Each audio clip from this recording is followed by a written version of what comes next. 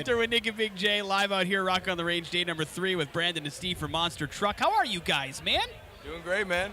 Yeah, real great. That's what we like to hear. The set sounded fantastic out here. How was it playing Rock on the Range for you guys?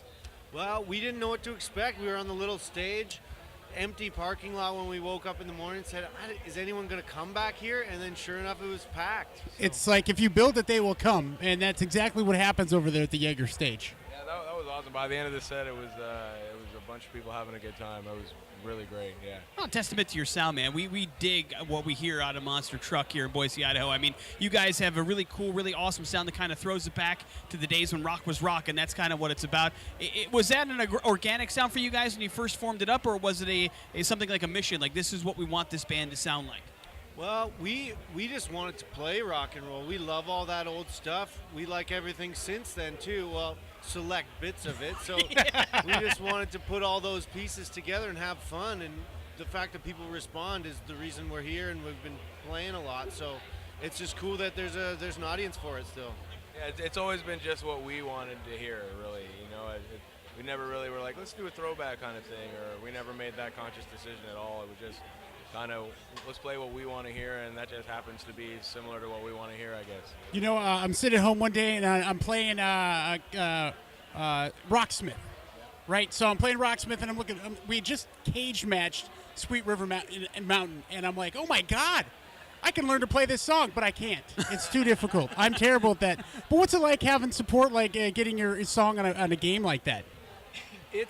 It opens you up to a whole new audience of people. Like nowadays, there's so many kinds of bands, so many different ways for people to hear you. You got to try to get all of them. So video games is a very logical move, and we got our game in an NHL 13 video game, which is really big for the folks up in Canada. It's a cult hit everywhere else. Well, yeah. So many people come up to us and say they found out about us through the one game or the other, and it's any way you can get it out there, you want to do it. Being a Canadian band, that's got to be an even bigger deal, being in an NHL game, right?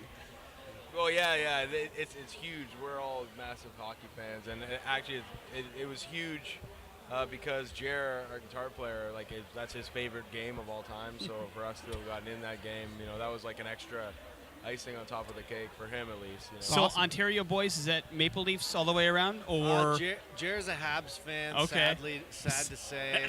Boo. Because I grew up in Wisconsin, which makes me by osmosis a Maple Leafs fan. So I've lived through plenty of awful nightmares of those seasons. So it's got to be tough on the bus. It's still dismal states right now. So I know. That's so sad. You guys have spent the last couple of months touring around the states. You're going to be hitting out with Alter Bridge and then Alice in Chains. So it's been going to be crazy the next couple of months too.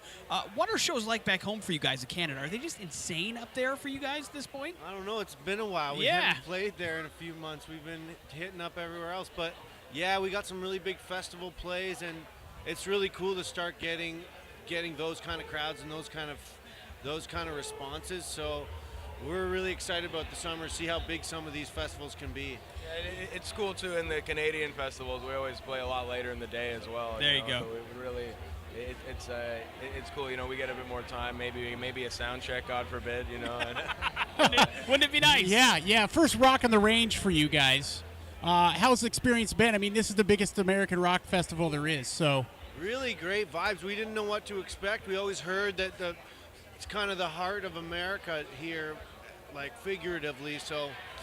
And the fans are awesome, down-home people, and they like good bands, hard-working bands, and totally impressed, completely blown away. Didn't know what to expect, but it's better than we could have expected. Yeah, to have a few thousand people out in a parking lot at 12:40 a.m. rocking out, to us is pretty cool.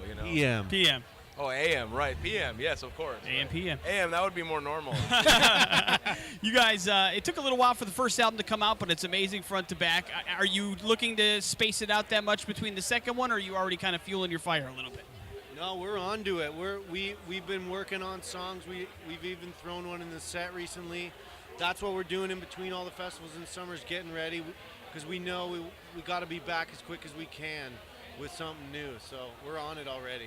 Very cool. Well, I'll tell you what, we're excited. Monster Truck guys out of Ontario, great bunch of guys, and hopefully we'll see you around Boise soon, all right? That'd be cool. Thank you so much. No problem, man. Absolutely. Morning after with Nick and Big J out here live at day number 3 at Rock on the Range.